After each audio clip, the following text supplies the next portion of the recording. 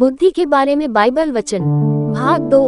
मूढ़ भी जब चुप रहता है तब बुद्धिमान गिना जाता है, और जो अपना मुंह बंद रखता है वह समझ वाला गिना जाता है।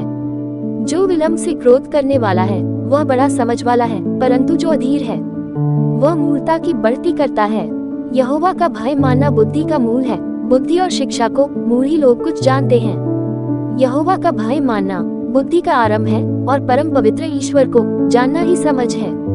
क्या ही धन्य है वह मनुष्य जो बुद्धि पाए, और वह मनुष्य जो समझ प्राप्त करे। बुद्धिमानों की संगति कर, तब तू भी बुद्धिमान हो जाएगा, परंतु मूर्खों का साथी नाश हो जाएगा। बुद्धि को प्राप्त कर, समझ को भी प्राप्त कर, उनको भूल न जाना, न मेरी बातों को छोड़ना। बुद्धि का मूल यहोवा का भय है। जितने उसके आज्ञाओं को मानते हैं उनकी बुद्धि अच्छी होती है, उसकी स्तुति सदा बनी रहेगी।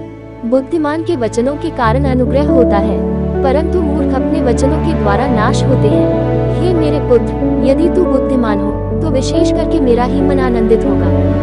यहोवा की व्यवस्था खरी है, वह प्राण को बहाल कर देती है। यहोवा के नियम विश्वास योग्य है, साधारण लोगों को बुद्धिमान बना देते हैं। भक्तिहीन जन अपने पड़ोसी को अपने मुंह की बात से बिगाड़ता है, परंतु धर्मी लोग ज्ञान के द्वारा बचते हैं। मूर्ख अपने सारे मन की बात खोल देता है, परंतु बुद्धिमान अपने मन को रोकता और शांत कर देता है। बात बढ़ाने से मूर्ख मुकदमा खड़ा करता है और अपने को मार खाने की ओर दिखता है। मूर्ख की रिस उसी दिन प्रकट हो जाती है, परंतु चतुर अपमान को छिपा रखता है। धर्मी का पिता बहुत मगन होता है, और बुद्धिमान का जन्माने वाला उसके कारण आनंदित होता है। मूर्ख अपने पिता की शिक्षा का तिरस्कार करता है, परंतु जो डांट को मानता है वह चतुर हो जाता है। आमीन। God bless you all.